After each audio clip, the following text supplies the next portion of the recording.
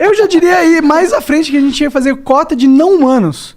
Tinha que ser 100% não humanos ali. Ser tudo pelo sistema, integrado no WhatsApp, o iPad, app. Você realmente confia nos algoritmos pra decidirem a tua vida? Porque eu não confio, não. Não os algoritmos. A gente decide. Só que a gente usa a internet. Ah, democracia direta. Isso, exatamente. Tipo, em vez de eu ter que eleger um cara, eu posso até clicar um botão e alguém tá representando a minha parcela do voto instantaneamente só, e ele pode, tipo, escolher as leis e votar me representando. Mas eu posso também só falar assim...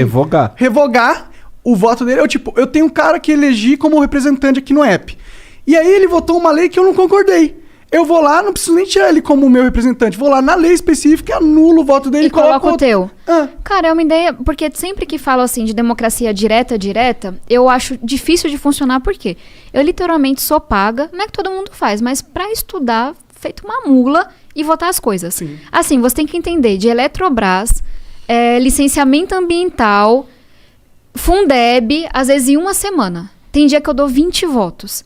E assim, é o final de semana, é o dia anterior estudando. Então, eu não acho que, sei lá, minha mãe é recepcionista. Concordo. Que ela vai ter que ir lá... Porque ela não tem tempo, vai sabe? olhar a planilha econômica do orçamento público, vai ter que votar naquela porra. Ela vai saber o quê? Nada. Mas ela pode facilmente escolher alguém. Mas esse teu negócio é legal. Eu achei interessante. Que, pelo que eu entendi, assim, ó...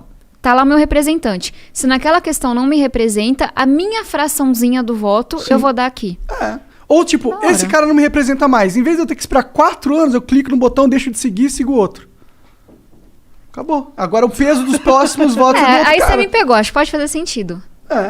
Desde que a gente não tenha expectativa de que todo mundo vai parar a vida pra estudar e votar sobre tudo. Impossível, impossível. Eu não ia fazer isso. Porque nem todo mundo quer também. Só vocês aí que são dedicados nisso. Seu trabalho é isso. Você está de sacanagem, né, Monarcão? Não é todo mundo que senta pra estudar as matérias, não. Geralmente o povo olha qual a orientação do governo. Já ouviu falar de emenda? Sim, já ouviu falar. Tratores e tratores, né? Pois é, orçamento paralelo, orçamento secreto, então...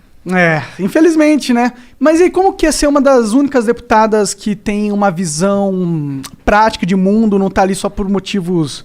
de ganho pessoal? Como que é ser assim? É difícil? Cara, eu lembro que teve uma votação importante, que eu não vou lembrar qual é, eu sei que ela era importante, que o PDT inteiro falou que era pra votar A, daí tu votou B porque era a tua convicção. Eu falei assim, caralho, essa mina é foda. Essa mina, ela tá votando de acordo com o que ela pensa. Isso foi um bagulho que chamou minha atenção. Foi a Previdência, eu acho. A reforma da Previdência. Eu acho que esse é um bom exemplo. Obviamente foi um voto difícil, mas é um bom exemplo. Por quê? Muitas pessoas acham que a maior, divisão no Congresso é esquerda-direita. Isso não é real. Assim, tem um grupo de esquerda, tem um grupo de direita, tem um grupo ideológico. Mas tem um grupo muito maior que é o fisiológico. Que é esse que a gente estava falando. A pessoa não vai estudar e falar, cara, pra mim o mais importante é eficiência, é combate... Não é isso. A pessoa vai dizer, ó, a orientação do governo é essa, ou de fulano é essa, e eu vou ganhar a minha emenda, vou ganhar aqui o negócio.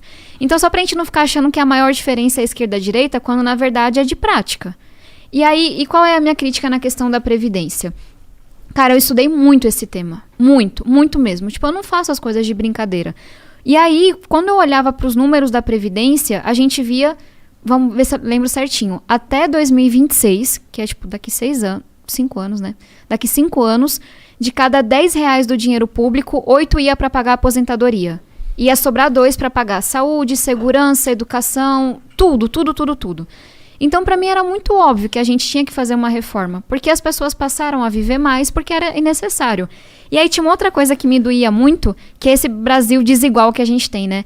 Cara, sei lá, minha mãe foi diarista, meu pai foi cobrador de ônibus, meu tio é pedreiro. Essas galeras se aposentavam com uma regra, por idade. A turma de classe média ou de classe alta se aposentava por tempo de contribuição. Por quê? Porque conseguiam carteira assinada. Não é uma coisa que todo mundo consegue.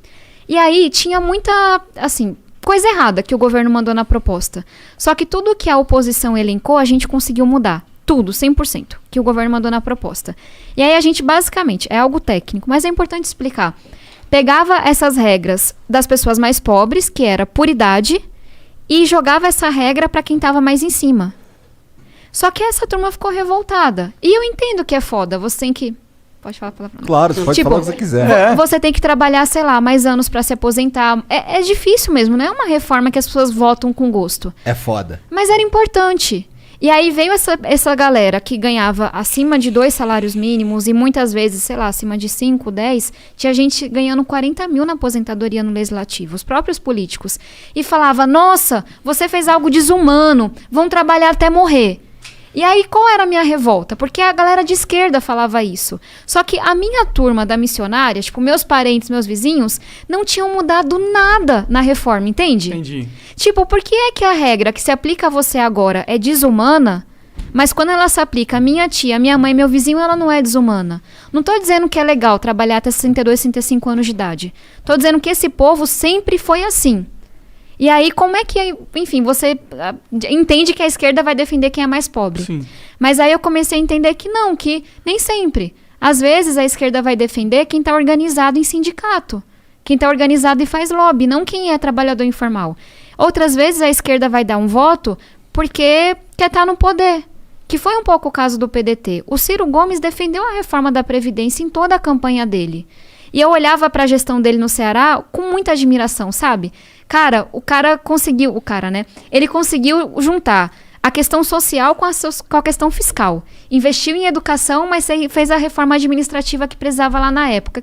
Que incrível, sabe? É difícil isso no Brasil. E aí ele defendeu toda a campanha. Quando chegou no governo, e foi uma coisa que ele falou para mim por telefone, porque ele sabia do meu trabalho para mudar a reforma. Tabata, a política é assim. Tentei falar com o Lupe, não consegui, você vai ter que fazer o que eu tô dizendo, vai ter que votar contra. E eu, Ciro, eu consegui várias mudanças, assim, eu sei que isso é necessário. E ele, não, a política é assim, a gente tá de oposição, isso é um voto político contra o governo Bolsonaro. E ponto negativo pro Cirão aí, né? Mas você entende o meu ponto? Não, eu entendo, eu acho que você tá certíssimo, inclusive. E assim, o último ponto sobre esse negócio de ser mulher. Eu não acho que ele teria feito o que ele fez comigo se eu fosse um... Porque foram vários votos no partido, quase 1/3. Mas eu fui a única pessoa que ele xingou, desligou o telefone, eu achando que tava tudo bem. E aí ele sai dando entrevista me xingando, me chamando de vendida, de traidora, dizendo que eu servia a 2 senhores, porque é a cabeça do homem. Se eu disse não à coisa que ele mandou eu fazer, na cabeça dele outro homem disse sim. Ele não conseguia entender que era eu pensando o tempo inteiro, sabe? Então eu acho que essa galera que tá há mais tempo na política tem que levar uns chacoalhões ainda. Assim, esse foi uma coisa que sempre me incomodou do Ciro. Ele parece muito certo de si, sabe? Até demais. Ele tem muitas certezas. Bom, e aí o que deu? Deu mó rolo, né? Você até falou que 3 semanas atrás saiu no no veredito, sei lá. Não é fácil enfrentar esse povo, não. Porque qual era a cabeça deles, assim? Eu era uma menina. Pensem, eu tentei dizer isso. Eu cheguei na política chegando mesmo, assim. Não era que eu tinha padrinho, sabe? Morando no mesmo lugar. Eu cheguei com a conta zerada, pagando no cartão de crédito. Eu cheguei desse jeito. E aí, de repente, começa esse ataque do Ciro, do Lupe, de várias pessoas do partido, dizendo que eu era financiada. Às vezes pelo Jorge Paulo Lema, às vezes pelo Jorge Soros. Cada hora inventava um homem rico pra me financiar e pra mandar em mim.